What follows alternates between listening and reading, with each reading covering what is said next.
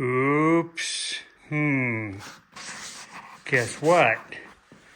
My pipe won't go in because it hits back on the exhaust manifold. And it won't come in from this end because it has the 2-inch flare on it. So yeah, you could cut it, take it in, have a new piece made, have this expanded again, have this tapered again. Or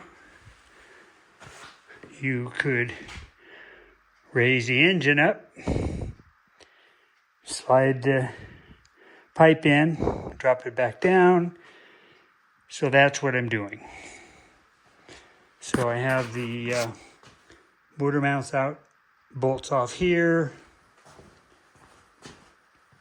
and down in there. Now I have to get my lift in. To do that, I have to jack the car up. Once that's done, I'll put some jack stands under it. Then I have to come down and loosen the tranny mount. I can leave the drive shaft connected, raise the engine up, slip my pipe in, and away we go. So that's kind of what I'm doing. Oh well. Oh yeah, to do that, I had to take the radiator off, which was nice because it gave me a chance to drain the fluid. That's pretty grungy, even though that was clear water. And it also allowed me to get I cut this old hose off here and got my factory hose on. So that's nice, although I like this color.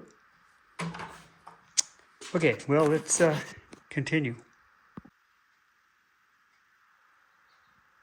Okay, engine tranny's loose. We're up. Got my pipe in. Cool. I do notice my isolators for the exhaust clamps pretty well failed.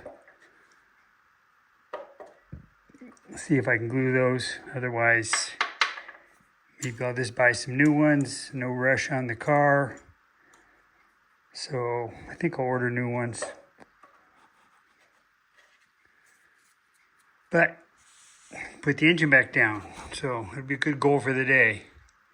Getting those motor mount bolts in is what's always a pain in the butt. But we'll get it. So that was much easier than the first time I did this. The tranny bolts went right in. Actually, it's a flat washer, a lock washer, and a nylock nut. And I haven't torqued those yet, but they're in. And here, there's two bolts that hold the motor mount on. The first one you see that's in, right there, that's a through bolt with nuts and washers. That one's in. Same with the other side, so we're pretty much lined up.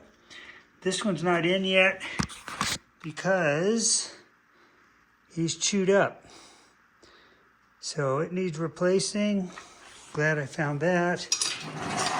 And check this one out over here. He looks pretty good, but you know, wouldn't hurt to replace them both. They've been under stress. But the hoist is out, so put that away. And I can lower the car down.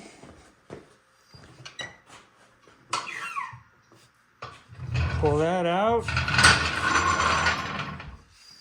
And start putting things back together. Cool. Okay, like I said, the engine is sitting in place with loose bolts. Got the radiator back in, filled with water. Haven't put the carbs back together because I need to be able to reach in here with wrenches. So there's that to do. And these are the exhaust isolators, let's call them. 4 of those, so I'm gonna order these up. They've just all come apart. But the pipe's in, just sitting here, but it's in, so nice, one straight piece. And then this is the next one. So what you do is you freeze this.